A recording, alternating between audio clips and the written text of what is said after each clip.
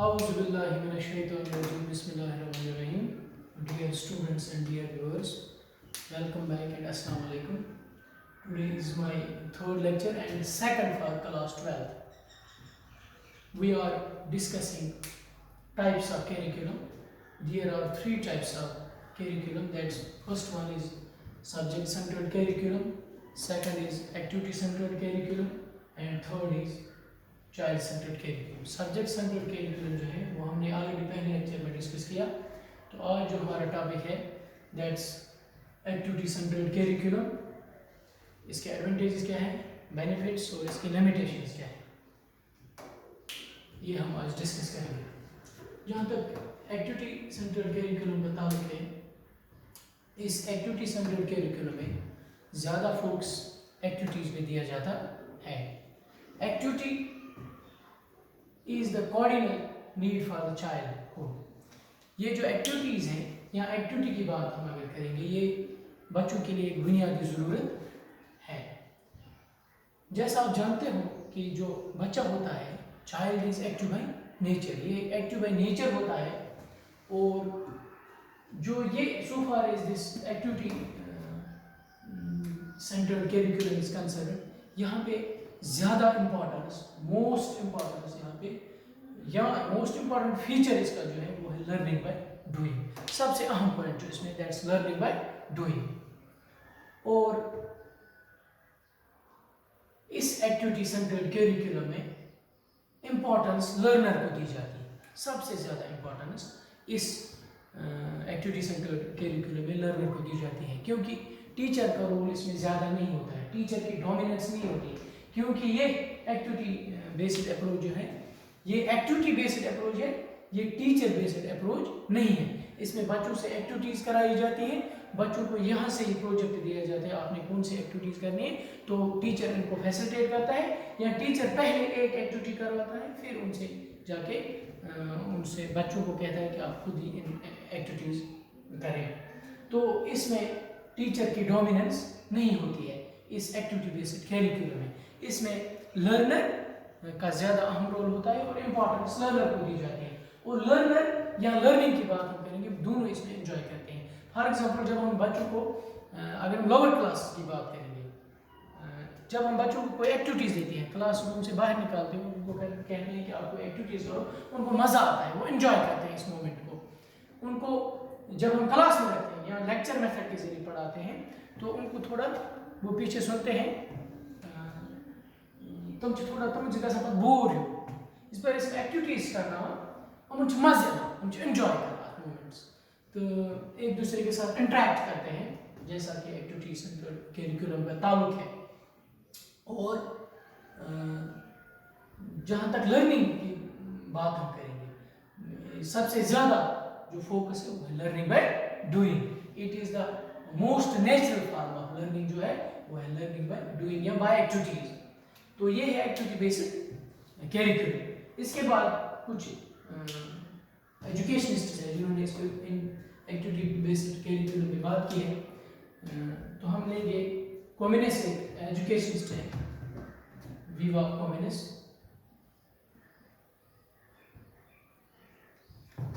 विवा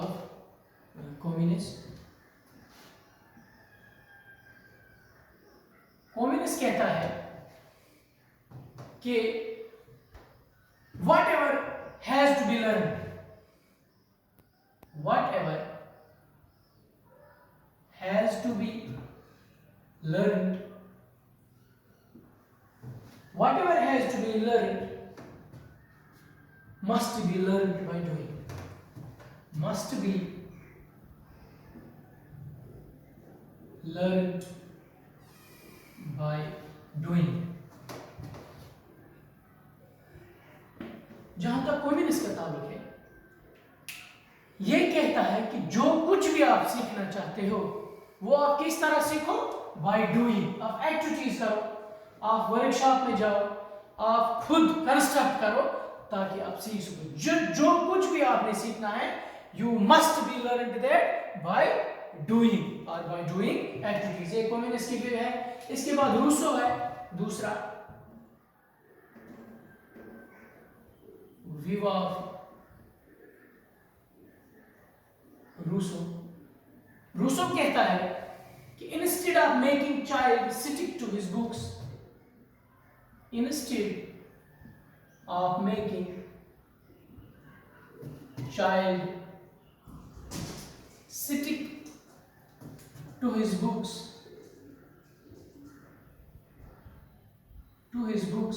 keep him busy in the workshop, keep him busy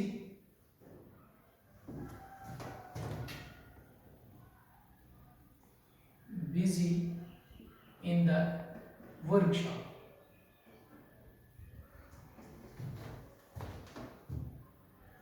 While his hands will work to the profit of his mind. While his hands will work to the profit of his mind.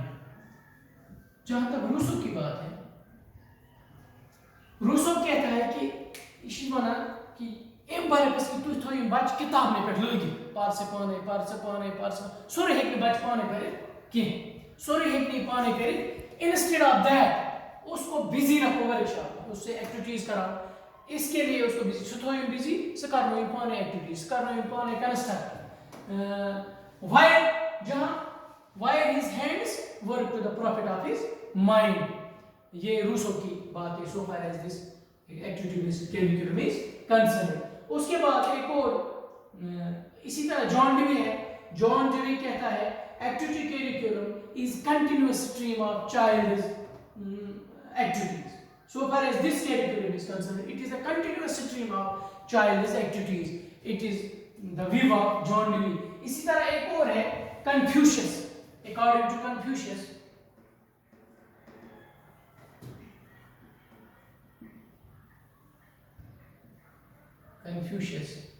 Confucius क्या है? यीशु मना What I hear I forget. What I hear I forget. What I see I remember. What I see I remember.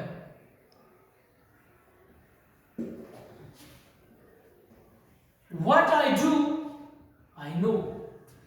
What I do I know.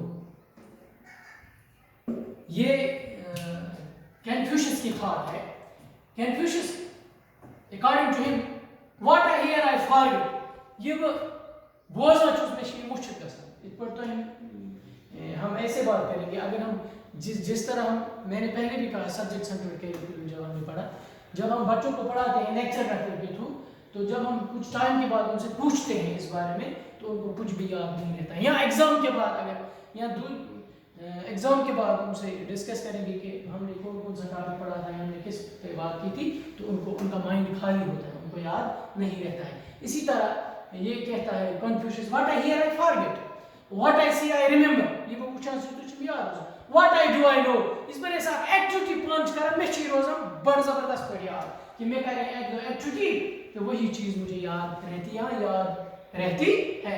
ये confusion. For example अगर हम बच्चों को lecture method के through, जहाँ तक Confucius का ताल्लुक है, हम लेक्चर मेथड के थ्रू उनको पढ़ाते हैं बच्चों को, वो सुनते रहते हैं. इस सुनने के बाद एक टाइम आता है उनको ये फिर याद नहीं रहता है, वो सब कुछ भूल जाते हैं. या हम अगर डिमॉन्स्ट्रेट कराते हैं, अगर बच्चों को हम डिमॉन्स्ट्रेट करें, किसी बच्चे को हमने आगे लाया, उससे कहा कि आप किसी टॉपिक पे बात करो, या कल हमने क्या पढ़ा था उस पर आप बात करो यहाँ पे, तो वो डिमॉन्स्ट्रेट करता है, वो बच्चा, वो स्टूडेंट, उसको वो किसी हद तक याद रहता है कि कभी मैंने क्लास में डिमॉन्स्ट्रेट किया था. लेकिन इसके पीछे रियलिटीज क्या थी, इसके पीछे किस लिए मैंने डिमॉन्स्ट्रेट किया, इसके क्या रियलिटीज है, वहां तक वो स्टूडेंट नहीं पहुंच सकता या पहुंच पाता है. तो जहां तक जब हम बात करेंगे एक्टिविटी बेस्ड करिकुलम की, यहाँ पे क्या होता है, यहाँ पे वो खुद से जाके कंस्ट्रक्ट करता है, एक्टिविटी करता है. तो इस तरह से वो अच्छी तरह से इस चीज को समझ सकता है और इसको ये याद रहता है। ये है एक्टिविटी बेस्ड करिकुलम। इसके बाद टाइप्स ऑफ एक्टिविटीज। टाइप्स में पहले मैं बात करूंगा एक्सप्लोरेटरी,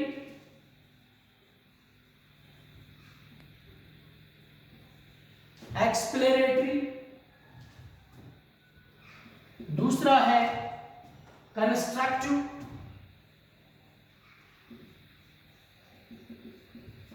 तीसरा पॉइंट है दैट इज एक्सप्रेशनल।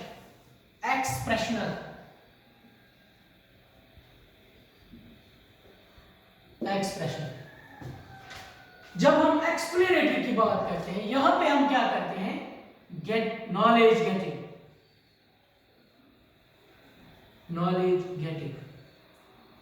एक्सप्लोरेटरी में हम नॉलेज गेन करते हैं, नॉलेज एक्सप्लोर करते हैं। फिर जाके कंस्ट्रक्टिव में हम एक्सपीरियंस हासिल करते हैं, एक्सपीरियंस गेटिंग। जब हमने नॉलेज गेन की, हासिल की, उसके बाद हमें एक्सपीरियंस होती है। क्या होता है, हम एक्सपीरियंस गेन करते हैं, हम जाके खुद एक्टिविटीज करते हैं या कंस्ट्रक्ट करते हैं कोई चीज या कोई चीज बनाते हैं। उसके बाद हमें क्या हासिल होता है, हम इसके स्टेप्स सीखते हैं इस एक्टिविटीज के, किस तरह हमने पहले हमने कौन सा स्टेप किया, उसके बाद कौन सा, आखिरकार हमारी एक्टिविटीज खत्म होती है, हम एक्टिविटीज को समाप्त करते हैं। तो हम इससे हमारी एक्सपीरियंस बढ़ती है जहां तक कंस्ट्रक्ट। उसके बाद एक्सप्रेशनल मींस प्रेजेंटेशन।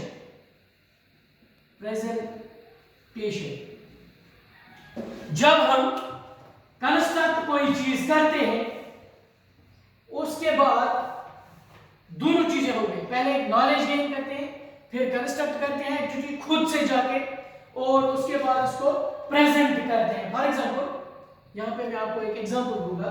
अगर टीचर स्टूडेंट से कहेगा, असाइन करेगा उनको कोई एक्टिविटी, उनसे कहेगा कि आप जाके किसी का बिहेवियर चेक करो, तो शो करो इस बात सुन बिहेवियर चेक। तो आप क्या करते हैं, आप पहले एक्सप्लोर करते हैं, नॉलेज हासिल करते हैं, नॉलेज गेन करते हैं, आप देखते हैं बिहेवियर के कितने टाइप्स हैं, ये बिहेवियर चेंज क्यों होता है। उसके बाद आप कंस्ट्रक्ट करते हैं, बच्चों से इंटरेक्ट करते हैं, फील्ड में जाते हैं, उन बच्चों से इंटरेक्ट करते हैं ताकि उनका बिहेवियर पता चले, उनसे एक्टिविटीज करवाते हैं। फिर ये सब करने के बाद आप प्रेजेंट करते हैं, आप क्लास में जाते हैं, जितनी भी चीजें आपने हासिल की वो आपने इसमें कौन सी फाइंडिंग्स थी वो आप जाके क्लास में आके पे प्रेजेंट करते हैं। इस तरह आपको पता चलता है कि इसका बिहेवियर कैसा है। ये टाइप्स ऑफ, इस तरह क्लासरूम एक्टिविटीज। अगर हम क्लासरूम एक्टिविटीज की बात करते हैं, क्लासरूम एक्टिविटीज में हम एक्सपेरिमेंटेशन आता है, रिसर्च प्रोजेक्ट आते हैं, फील्ड ट्रिप्स हम जाते हैं, जैसे हम एक्सकर्शन वगैरह करते हैं, फील्ड ट्रिप्स करते हैं, या इसी तरह फिल्म्स जहां पे हम अप्रोच नहीं करते, वो जगह, वो स्पेस जहां पे हम नहीं पहुंच सकते हैं। फॉर एग्जाम्पल नासा की हम बात करेंगे, हम उनके वीडियोस बच्चों को दिखाते हैं ताकि वो उनको इसके बारे में पता चलता। इसी तरह क्लासरूम में डिस्कशंस होते हैं, टीचर बच्चों से और बच्चे एक दूसरे के साथ डिस्कस करते हैं। इसी तरह नेचर ऑफ एक्टिविटीज की बात अगर हम करेंगे, पहला पॉइंट जो है वो है फिजिकल एक्टिविटीज में physical training, different types of games, sport जो हम खेलते हैं। इसी तरह हाइजीनिक एक्टिविटीज हैं, activities related to rest and meals, हम क्या खाते हैं, क्लीनलीनेस।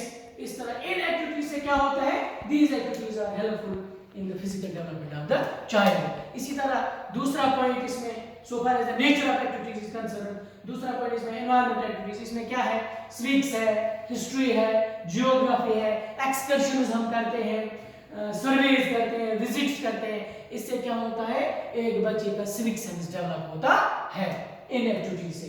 तीसरा पॉइंट कंस्ट्रक्टिव एक्टिविटीज, इसमें हैंड वर्क आता है, constructive crafts, repairing of tools. इसी तरह these activities are helpful in the development of love for work. In activity से हमें क्या होता है, कंस्ट्रक्टिव एक्टिविटी से love for development of love for work और डिग्निटी ऑफ लेबर, इसी तरह साइंटिफिक एटीट्यूड डेवलप होता है। इसके बाद आता है चौथा पॉइंट, वो है इमेजिनेटिव एक्टिविटीज। इसमें लिटरेचर आता है, dramas, stories, imaginative arts and handicrafts, these are imaginative activities। इसके इसी तरह community activities, project of different communities, community work, community participation होता है, first aid, social service organizations, etc. These activities are helpful in the development, in the social development of the child। इससे child की social development होती है so far as the community activities are concerned। ये है हमारा activity centred curriculum. इसके बाद इसके एडवांटेजेस है, यहाँ बेनिफिट्स। पहला बेनिफिट जो है, the learner are actually involve in the environment as the environment is democratic. यहाँ पे क्या होता है एक्टिविटी बेस्ड कैरिकुलम में, इसका एक बेनिफिट जो होता है, स्टूडेंट डेमोक्रेटिक एनवायरनमेंट बच्चों को मिलता है, बच्चों के आइडियाज लिए जाते हैं और इनके आइडियाज को अप्रिशिएट किया जाता है, इनके आइडियाज को रेस्पेक्ट दिया जाता है। इसी तरह एक और बेनिफिट है इसमें, इंटरैक्टिव स्टूडेंट सेंटर्ड होता है ये एक्टिविटी बेस्ड कैरिकुलम। बच्चे एक दूसरे के साथ इंटरैक्ट करते हैं, मिलजुल कर काम करते हैं और आपस में डिस्कस करते हैं। इसी तरह टीचर का रोल इस कैरिकुलम में होता है, वो बच्चों को फैसिलिटेट करता है। इसमें बच्चों को ही काम करना होता है, उनसे एक्टिविटीज करवाता है टीचर और उनको फैसिलिटेट करता है। इसी तरह sublimation of instincts, activity centred curriculum helps in the sublimation of instincts. Particularly क्या होता है, instincts of curiosity and construction. बच्चे की सलाहियत बढ़ती है, इसे अंदरूनी सलाहियत, इसकी जितने भी, और बच्चा अपने माइंड के हिसाब से सोचता है। ये बच्चा से एक्टिविटी डेमो ये छ पाइन माइंड मुताबिक एक्टिविटी इम सुन अक्ष आत्मस काम करा, बे छ दिमाग जोर लगावा, यम ते इसमें कैपेसिटीज कैपेबिलिटीज और पोटेंशियलिटीज तुम छ नेबर एवं ये तो वो खुद से जाके काम करता है। इसी तरह पांचवा पॉइंट है इसमें, दैट्स बैलेंस डेवलपमेंट। बच्चे की बैलेंस डेवलपमेंट होती है। इसका मतलब है फिजिकल डेवलपमेंट बच्चे की होती है, इंटेलेक्चुअल डेवलपमेंट होती है, इमोशनल डेवलपमेंट एक स्टूडेंट की होती है और इसकी सोशल डेवलपमेंट होती है। तीनों चीजों का कोऑर्डिनेशन होता है। There is coordination of head, hand and heart. अख ते इस्तेमाल गसन, हेड ते इस्तेमाल गसन और इसका हार्ट भी काम करता है।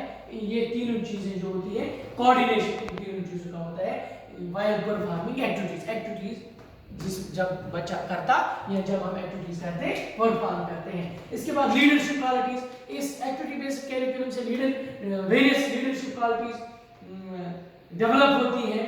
For example integrity, quick and clear thinking, confidence, courage, planning और इंडिपेंडेंट जजमेंट।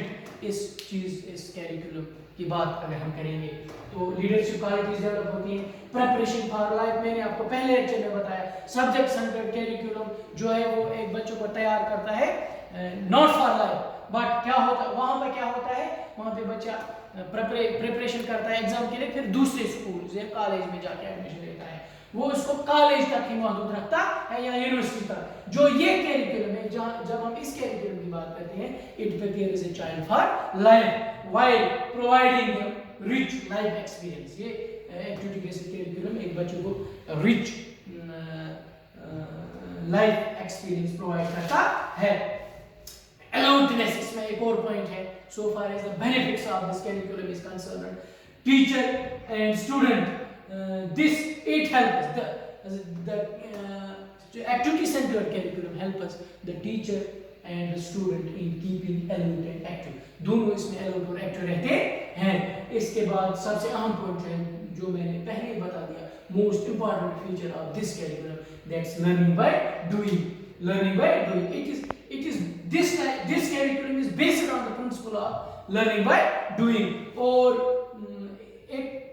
इस कैरिकुलम में एक और बेनिफिट है, क्या होता है, ग्रुप लर्निंग है, म्यूचुअल लर्निंग की हम बात करेंगे, सेल्फ लर्निंग की बात करेंगे, ये इंक्रीज होते हैं ये चीजें इस कैरिकुलम से।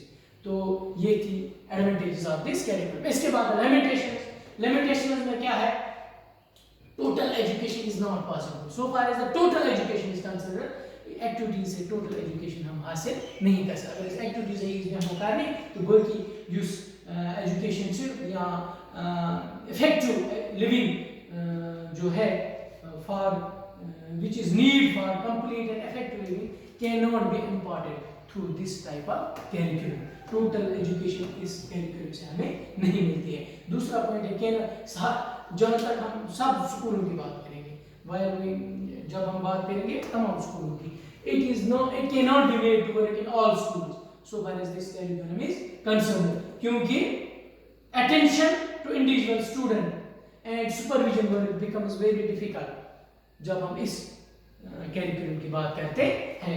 इसके बाद it neglects knowledge of special knowledge of all subjects may be acquired through